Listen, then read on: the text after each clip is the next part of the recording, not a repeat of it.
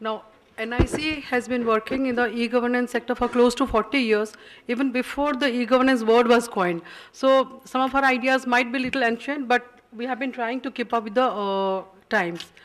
I'll just skip through these slides and try to focus on what NIC has been doing in the health sector. We are doing a lot of work like infrastructure, for example. We have set up 5 national data centers and we host close to 70,000 web application websites. We are domain register for gov.in and we have got a nationwide network with 10 GB PS bandwidth available for certain locations. And like there is NKN, National Knowledge Network. And these are the various e-governance application services we are doing for the entire government of India. Let me now concentrate on the application on the health sector. Before I go here, I would like to, Mr. Chairman, I would like to try to answer a couple of questions you raised, like those silos. Yes, there are silos. We are working in, like you have got 9 HODs. In Government of India, where I look after the ICT part in the health sector, there are many divisions who work among themselves. But currently we are trying to bring at least certain closeness among them in 2 ways. I mean, there are many other ways, but in 2 small ways we are trying to do our bit. One is by uniquely identifying or standardizing the patient ID. Because, identify a patient by a unique number is the key issue for targeted service delivery. So we are coming up with some kind of a standard for identifying or giving a patient a ID. That means any patient who, when walks into a hospital, will get a ID which would have been same wherever he or she had gone into. That means it follows certain pattern about the name, date of birth, and certain other parameters. That is one. And second issue is the health sector gives its services in the government sector. I'm of course focusing on the government sector. I'm not making any statement regarding private sector because I'm not competent to do so. I'm in the government for last 26 years, so I'm a bit focused into government. So in the government sector, the health facilities happen in many levels. That is at the state level, district level, then it goes to the block level, sub-district level, the PHCs and the primary health centers. So many levels are there. There is no unique way of defining, like some states may be having 4 levels, some states may be having community health centers, some may not be having. So we are trying to come up with some kind of a standard where any health facility, government-owned health facility will be uniquely identified.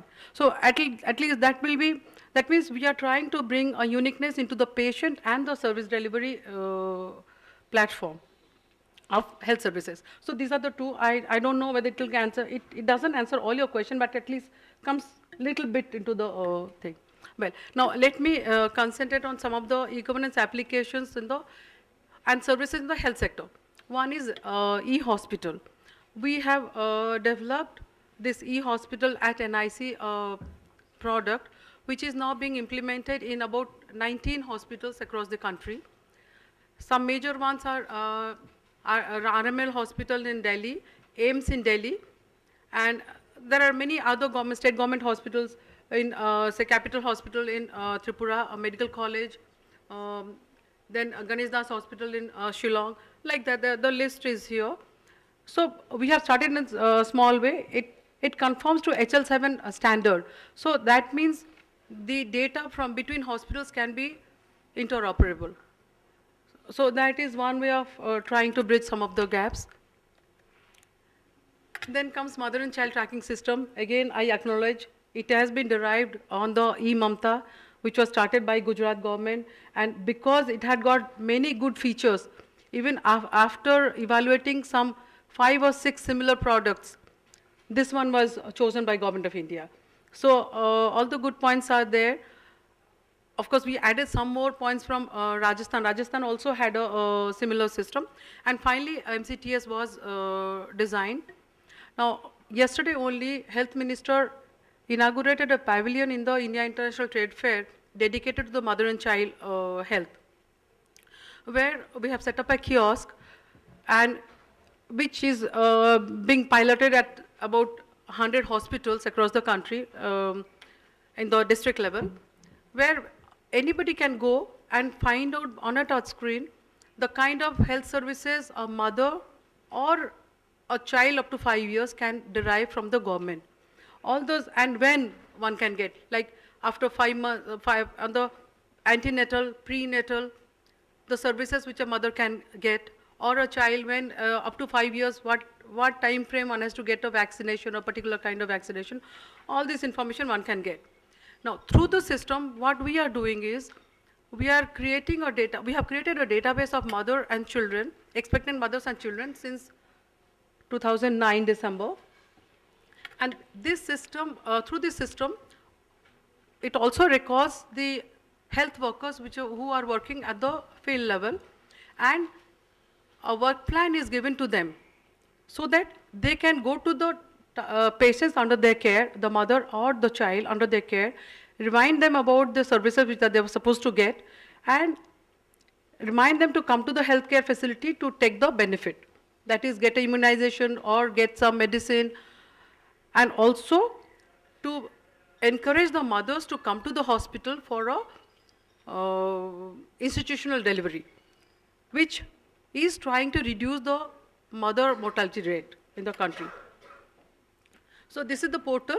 Of course, this is a purely G2G portal which can be used only by the health officials at various levels of the primary health care, or the block level, the district level, or the state level, or even the national level.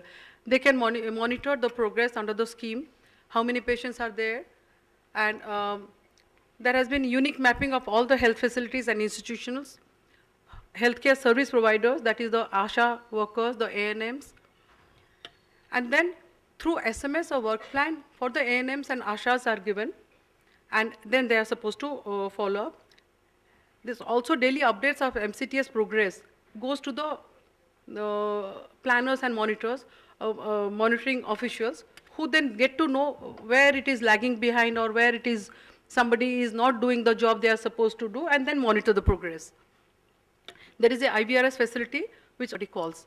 This is a bilingual right now, but we are planning to do it in another 6 languages.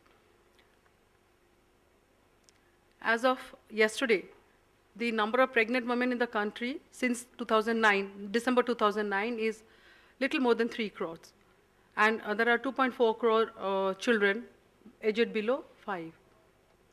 And the last 1 year, the last 11 months, we have recorded 99 lakh women, pregnant women, who have been registered for taking the benefits from the government.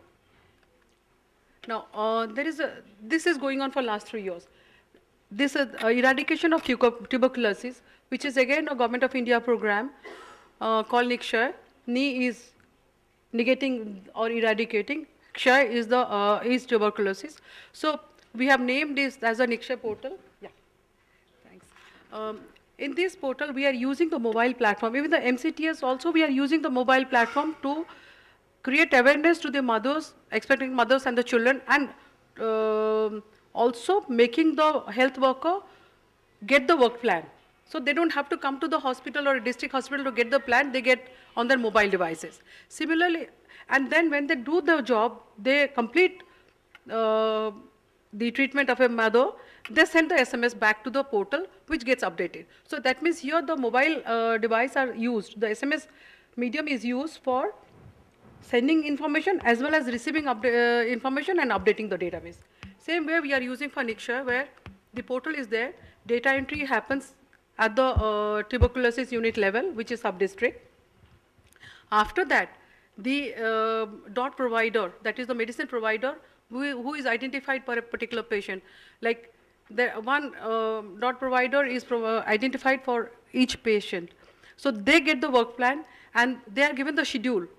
And similarly, SMS are sent to the people, that the patients, the TB patient, that this is the time you are supposed to take medicine, and this is the date you are supposed to take. And similarly, the health worker are supposed to update the database by just sending a SMS. So these are the mobile platform we are using for these 2 programs. We are also working on some more programs, but I think my time is up. So thank you very much. These are just certain SMS. These are the SMS which are being sent to the people.